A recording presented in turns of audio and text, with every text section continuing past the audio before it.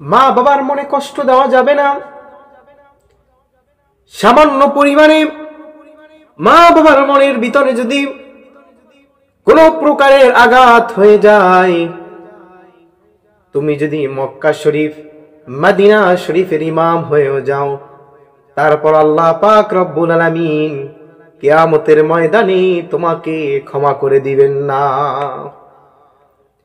মা বাবার হক আদায় করতে হবে, মায়ের খিদমত করতে হবে, বাবার হক আদায় করতে হবে। বাবা বৃদ্ধ হয়ে গেছে, মা বৃদ্ধ হয়ে গেছে, তাদের তালাশ করতে হবে, তাদের খিদমত করতে হবে, তাদেরকে যেভাবে দরকার সাহায্য করা দরকার, তাদের যে প্রাপ্য হকটুকু প্রত্যেকটা সন্তানের কর্তব্য হলো তা আদায় করে দেওয়া। বিশ্বনবী সাল্লাল্লাহু আলাইহি ওয়াসাল্লামের নিকটে একজন সাহাবী এসে প্রশ্ন করলেন, ইয়া রাসূলুল্লাহ, ইয়া হাবিবাল্লাহ, সর্বপ্রথমে আমার নিকট থেকে কোন ব্যক্তি বেশি করে হকদার? সর্বপ্রথমে সব চাইতে কোন ব্যক্তি আমার নিকটে হকদার এবং প্রাপ্য, কে আমার থেকে ভালো ব্যবহার পাবে? আল্লাহ নবী সাল্লাল্লাহু আলাইহি ওয়াসাল্লাম সাহাবীকে বললেন, এ সাহাবী শুনে রাখো, সর্বপ্রথমে যে তোমার নিকটে হকদার, সর্বপ্রথমে যে ব্যক্তি তোমার নিকটে ভালো ব্যবহার পাবে, ওই ব্যক্তি হচ্ছেন তোমার মা। সুবহানাল্লাহ। সম্মানিত সুধী, আবার ওই সাহাবী জিজ্ঞেস করলেন, ইয়া রাসূলুল্লাহ, ইয়া হাবিবাল্লাহ, এরপরে কোন ব্যক্তি? আল্লাহর নবী পয়গম্বর আরবি সাল্লাল্লাহু আলাইহি ওয়াসাল্লাম বললেন, এরপরেও তোমার মা। আবার যখন সাহাবী জিজ্ঞেস করলেন, ইয়া রাসূলুল্লাহ, ইয়া হাবিবাল্লাহ, এরপরে কে? আল্লাহর নবী পয়গম্বর আরবি সাল্লাল্লাহু আলাইহি ওয়াসাল্লাম বললেন, ও সাহাবী, এরপরে হচ্ছে তোমার মা। আবার যখন সাহাবী জিজ্ঞেস করলেন, ইয়া রাসূলুল্লাহ, ইয়া হাবিবাল্লাহ, এরপরে কে? তখন আল্লাহর নবী বিশ্ব নবী সাল্লাল্লাহু আলাইহি ওয়াসাল্লাম বললেন, এরপরে হচ্ছে তোমার বাবা। সুবহানাল্লাহ। প্যারে হাজরিন, বাবুজিরা আমার, বন্ধুরা আমার, যুবক ভাইয়েরা, মাকে লাথি দিয়ে ঘর থেকে বের করে দেওয়া যাবে না, মাকে আলাদা করে দেওয়া যাবে না, বাবাকে আলাদা করে দেওয়া যাবে না, বাবাকে ঘর থেকে বের করে দিলে হবে না। তুমি যদি এই হকটুকু না আদায় করো, কিয়ামতের ময়দানে আল্লাহ পাক রব্বুল আলামিন যখন বিচারের কাঠগড়ায় দাঁড় করাবেন, তোমার আমল নামায় শূন্য আমল নিয়ে তোমাকে জাহান্নামের ভিতরে আল্লাহ পাক রব্বুল আলামিন ঠেলে পাঠায়া দিবেন। এই জন্য মা বাবার মনে কখনো কষ্ট দেওয়া যাবে না। আল্লাহ তাআলা বলেন, আকাদা রাব্বুকা আল্লা তা'বুদু ইল্লা ইয়াহু ওয়া বিল ওয়ালিদাইনি হিসানা ইম্মা ইয়াবলুগান্না ইনদাকাল কিবারা أحدهما أو كلاهما فلا تقل لهما أف ولا تنهرهما وقل لهما قولا كريما واخفض لهما جناح الذل من الرحمة وقل رب ارحمهما كما রব্বায়ানি সগীরা। আল্লাহ পাক রব্বুল আলামিন তার ইবাদতের কথা বলেছেন। আল্লাহ পাক রব্বুল আলামিন বলেছেন মা বাবার সাথে সৎ ব্যবহার করার জন্য, মায়ের খেজমত করার জন্য, বাবার খেজমত করার জন্য। আল্লাহ তাআলা বলেন, আমি আল্লাহর পরে যদি কাউকে সিজদা করতে বলতাম, সেটা আমি তোমার মা বাবাকে সিজদা করতে বলতাম। সম্মানিত সুধী, মা বাবার মনে কষ্ট দেওয়া যাবে না, বাবার মনে কষ্ট দেওয়া যাবে না। কষ্ট যদি আপনি দিয়ে ফেলান, এক্ষুনি যা মায়ের মনে কষ্টটা দূর করে দেন, বাবার মনের কষ্টটা দূর করে দেন, হাত পা ধরে তাদের কাছে ক্ষমা চেয়ে নেন। আপনি যদি একবার তাদের নিকটে ক্ষমা চাইতে পারেন, আর আপনার মা যদি আপনাকে ক্ষমা করে দেয়, সঙ্গে সঙ্গে আল্লাহ তাআলা আপনাকে কবুল আর মঞ্জুর করে নিবে। এই জন্য মায়ের মনে কষ্ট দেওয়া যাবে না, বাবার মনে কষ্ট দেওয়া যাবে না। আল্লাহর রাসূলের একজন সাহাবী আলকামা রাদিয়াল্লাহু তাআলা আনহু বিশ্বস্ত একজন সাহাবী ছিলেন। মৃত্যু শয্যায় যখন সজ্জিত হয়ে যায়, মৃত্যুর পরোয়ানা যখন তার সম্মুখে আজরাইল হাজির হয়ে যায়, আল্লাহর নবীর সাহাবী আলকামা তাকে তার সঙ্গীরা সাথীরা পড়াইতেছেন, পড়ো লা ইলাহা ইল্লাল্লাহু মুহাম্মাদুর রাসূলুল্লাহ।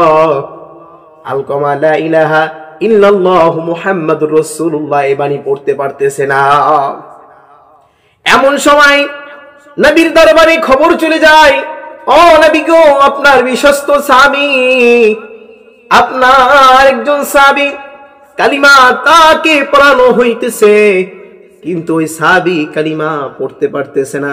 ইয়া রাসূলুল্লাহ, ইয়া হাবিবাল্লাহ, যদি আপনার এই সাহাবী, আপনার এই সাথী যদি কালিমা নসিবে না হয়ে কবরের দিকে রওনা হয়ে যায়, সে তো জাহান্নামী হয়ে যাবে।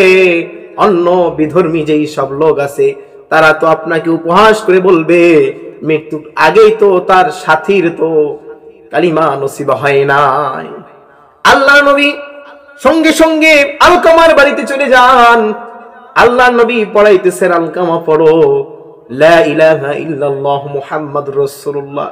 আলকামার জবান থেকে কোনো বাণী উঠতেছে না, সে কালিমা শাহাদাত লা ইলাহা ইল্লাল্লাহু মুহাম্মাদুর রাসূলুল্লাহ এই বাণী তুলতে পারতেছে না। এমন সময় আল্লাহ নবী বললেন, তার পরিবার পরিজনের ভিতরে কে আছে? একজন সাহাবী বলল, তার একটা মা আছে।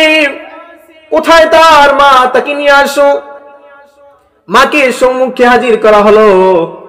আল্লাহ রাসূল সাল্লাল্লাহু আলাইহি সাল্লাম বললেন, ও মা, আপনার এই সন্তানের উপরে আপনার কোনো দাবি দয়া আছে কিনা? আপনার এই সন্তানের উপরে কোনো কষ্ট আছে কিনা আপনার? মা চিৎকার দিয়ে বললেন, হ্যাঁ, আমার সন্তানের উপরে আমার অনেক দাবি আছে, অনেক ক্ষোভ তার উপরে আমার আছে, অনেক কষ্ট নিয়ে আমি আমার বুকের ভিতরে চেপে আছি। আল্লাহর নবী বলতেছেন, ও মা, আপনার এই সন্তানের উপরে যত ক্ষোভ আছে, যত রাগ আছে, সবগুলো আপনি ভুলে যান, আপনার সন্তানটাকে আপনি ক্ষমা করে দেন। মা বলতেছে, আপনি যতই বলেন না কেন, আমি আমার সন্তানকে কখনোই আমি মাফ করতে পারবো না, কারণ আমি বিদ্যা হয়ে গেছি। আমাকে ওর ঘর থেকে বের করে দিয়ে ছোট্ট একটা কুড়ি ঘরে থাকার জন্য আমাকে একটা ঘর বানিয়ে দিয়েছে। ওর সন্তানকে নিয়ে, ওর স্ত্রীদেরকে নিয়ে, ওর স্ত্রীকে নিয়ে, ওর সন্তানকে নিয়ে ভালোভাবে খাইলো, ভালো পরন পড়লো, কিন্তু আমি মায়ের প্রতি একটু খেয়াল ও নিল না। কষ্ট আমার মনের ভিতরে রয়ে গেছে। আমি আল্লাহর দরবারে আমি দরখাস্ত করে দিলাম, আমার মনের কষ্ট আমি আল্লাহ তাআলার নিকটে বলে দিলাম, আমি এই কষ্ট কখনোই আমি ক্ষমা করতে পারবো না। আল্লাহ নবী সাল্লাল্লাহু আলাইহি সাল্লাম বললেন, ও সাহাবীরা, যাও যাও, বন থেকে কিছু কাষ্ঠ নিয়ে আসো, কাঠ নিয়ে আসো। যেই সাহাবী, যে আলকামা কবরে যাওয়ার পরেও যে জাহান্নামের আগুনে জ্বলবে, তাকে তার মায়ের সামনে দুনিয়াতে বসে একটু দেখায়া দেওয়া হোক কিভাবে জাহান্নামের আগুনে ধাউ ধাউ করে জ্বলবে। কাঠ নিয়ে আসো, কাঠের ভিতরে আগুন জ্বালানো হোক। সঙ্গে সঙ্গে কাঠের ভিতরে আপনার আগুন জ্বালানো হয়েছে, কাঠ হাজির করে কাঠের ভিতরে আগুন জ্বালানো হয়েছে। এবার আল্লাহ রাসূল সাল্লাল্লাহু আলাইহি সাল্লাম, বিশ্বনবী সাল্লাল্লাহু আলাইহি সাল্লাম সাহাবীদেরকে বললেন, ও সাহাবীরা, এবার আলকামাকে নিক্ষেপ করো এই আগুনের ভিতরে। তার মা একটু দেখো কিভাবে জাহান্নামের আগুনে জ্বলবে। মায়ের চোখ থেকে দর দর করে পানি পড়তেছে। রাসূলুল্লাহর পায়ে পড়ে গেছেন, ইয়া রাসূলুল্লাহ, ইয়া হাবিবাল্লাহ, আপনি আমার সন্তানকে আগুনের ভিতরে ফালাবেন না।